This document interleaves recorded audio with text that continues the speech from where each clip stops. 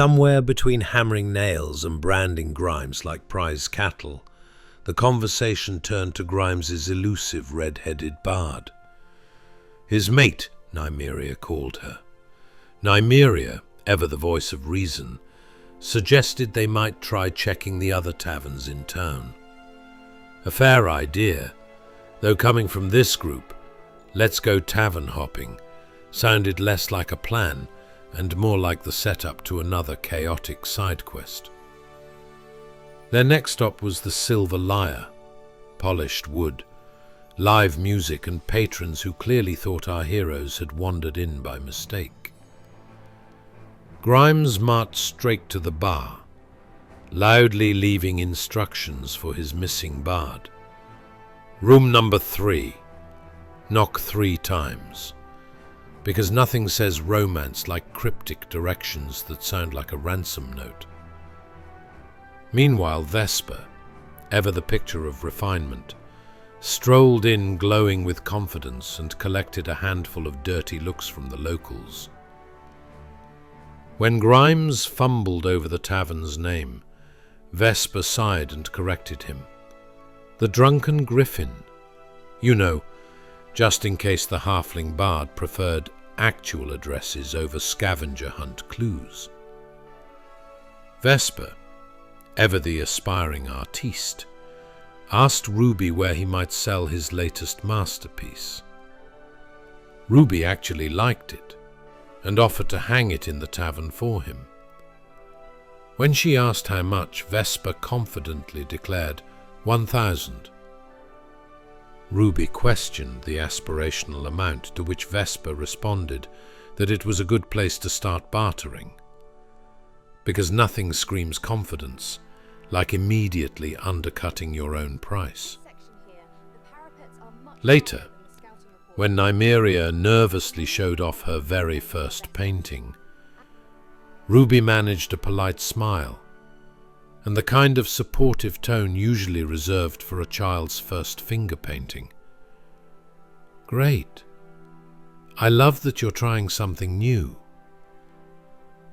Ruby then cornered Vesper with a casual request. Could he help me get some whiskers from an awakened werewolf? You know, just your average Tuesday favor. Before he could fully process that nonsense, the conversation derailed into the case of a missing squirrel. Except Vesper thought Squirrel was a guy's name. Cue the back-and-forth comedy of him promising to help find this mysterious fellow, only to realize everyone else was, in fact, talking about an actual squirrel. Nymeria, ever the diplomat, suggested they buy a round of drinks from Ruby as thanks for her help. Something fancier than the usual ale. An oversized, bright, sparkling cocktail arrived instead, fruit garnished and too much sugar. The kind of drink that looks like a festival in a glass, but still hits harder than expected, dew shot dropped into upon delivery. Later, a very drunk Vesper tried his hand at flirting, tossing Ruby a sloppy wink across the room. She, of course, didn't wink back, but gave a small smile, proof that even someone who's effortlessly charming most of the time can still be utterly clueless when he actually tries. By evening, Glitch's custom hoverboard was finally cobbled together. Equal parts craftsmanship, duct tape energy, and pure audacity. Of course, practice makes perfect, so he strapped on his shiny goggles and gave it a whirl. Somehow, against all odds and basic physics, he nailed it. The goggles turned him from clunky metal lawn ornament to natural hoverboard rider, cruising like he'd been born with wheels.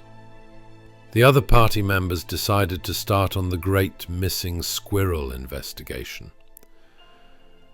This led the crew to a tree that looked like it had hosted more bar fights than the Drunken Griffin. Vesper, in peak earnestness, cupped his hands and started calling out for the squirrel by name. "Regina!" as if it might politely scurry down and introduce itself. Nymeria and Omen, meanwhile, inspected the bark like CSI Woodland Edition, pointing out scratch marks before finally announcing there was no squirrel in the tree. Omen, however, appears to be more fascinated by the googles Vesper had managed to get on her head during their airship journey than, tracking the squirrel. All this effort for Regina the squirrel, who at this point had received far more devotion than poor Oswald ever did. Until next time, when we will join the party preparing themselves for the fully street-legal hoverboard race.